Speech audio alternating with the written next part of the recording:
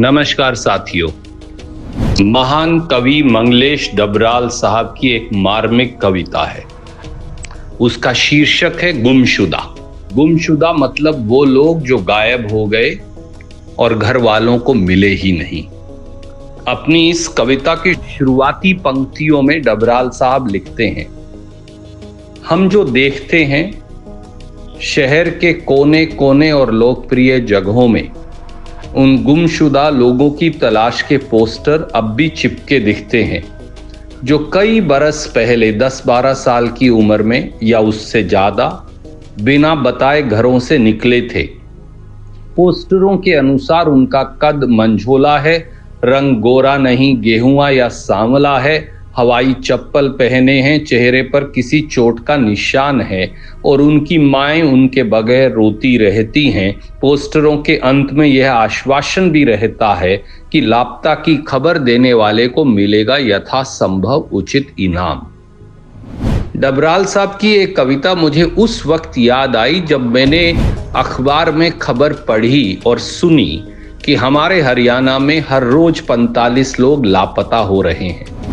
और ये खबर किसी और ने नहीं दी, खुद हरियाणा पुलिस के आंकड़ों ने अपने हवाले से ये खबर पूरे प्रांत को और देश को बताई कि 45 हरियाणवी हर रोज कहां गुम हो रहे हैं। इसकी जानकारी किसी को नहीं है, ना उनके घर परिवार को, ना पुलिस प्रशासन को, ना डबल इंजन सरकार के नुमाइंदों को। दोस्तों, कितनी भयानक है ये स्थिति। इसका अंदाजा आप बस इसी बात से लगा सकते हैं कि केवल साल 2025 के पहले 3 महीनों में हरियाणा में 4100 से ज्यादा लोग गायब हो चुके हैं और 1000 से अधिक अपहरण के मामले दर्ज हुए हैं। गुमशुदगी के ये आंकड़े न केवल कानून व्यवस्था की बदहाली और दिवालियेपन को बयां करते हैं, पर यह भी बताते हैं कि नायब सिंह सैनी जी की सरकार के तथाकथित सुशासन और सुरक्षा दोनों के दावों की हकीकत बिल्कुल खोखली है। हर मुश्किल सवाल की तरह इस सवाल पर भी सैनी सरकार खामोश है। अच्छी बात है कि हरियाणा मानवाधिकार आयोग ने इस मामले में संज्ञान लेते हुए पुलिस के डीजीपी से 8 हफ्ते में जवाब मांगा है। मानव अधिकार आयोग ने भी साफ तौर से कहा कि गुमशुदगी के ये आंकड़े सार्वजनिक सुरक्षा तंत्र के दिवालियेपन को दर्शाते हैं। महिलाएं, बच्चे और कमजोर वर्ग मानव तस्करी, बंधुआ मजदूरी, यौन शोषण और अवैध अंग व्यापार जैसी भयावह आपराधिक गतिविधियों के शिकार हो रहे हैं। ड्रग माफिया हरियाणा में, पेपर लीक माफिया हरियाणा में, नौकरी बेचने वाला माफिया हरियाणा में और अब मानव तस्करी माफिया भी हरियाणा में। लेकिन यहां सवाल यह भी उठता है कि इतने बड़े मुद्दे पर बीजेपी की हरियाणा की सरकार और देश की बीजेपी सरकार खामोश क्यों है? क्यों नहीं वो इस मामले पर कड़े कदम उठा रहे? क्या यहां भी जब सैया बहे कोतवाल तो डर काहे का वाला मामला है? हरियाणा का कोई ऐसा सगा नहीं जिसे बीजेपी ने ठगा नहीं।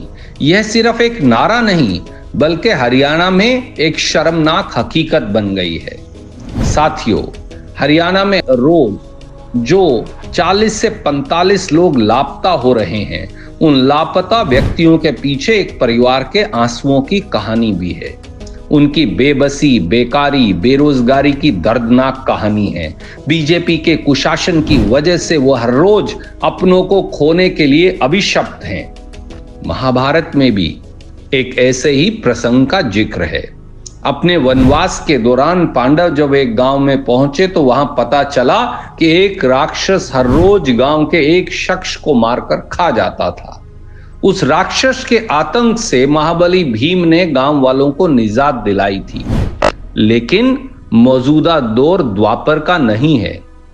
आज मदद के लिए पराक्रमी भीम नहीं है। आपको अपनी रक्षा खुद करनी पड़ेगी।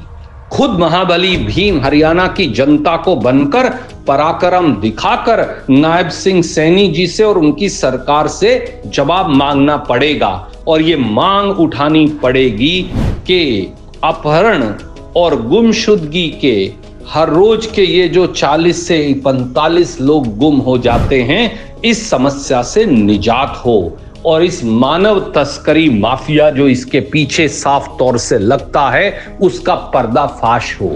इस पर भी बाकी सब घोटालों की तरह पर्दा ना डाल दिया जाए, यही वक्त की मांग है। तो उठिए, भाजपा के एक एक नेता से, एक एक विधायक से, एक एक सांसद से, मंत्री से और मुख्यमंत्री से अपने अपने तरीके से सवाल पूछिए। यही हरियाणा का धर्म है। जय हिंद, जय हरियाणा।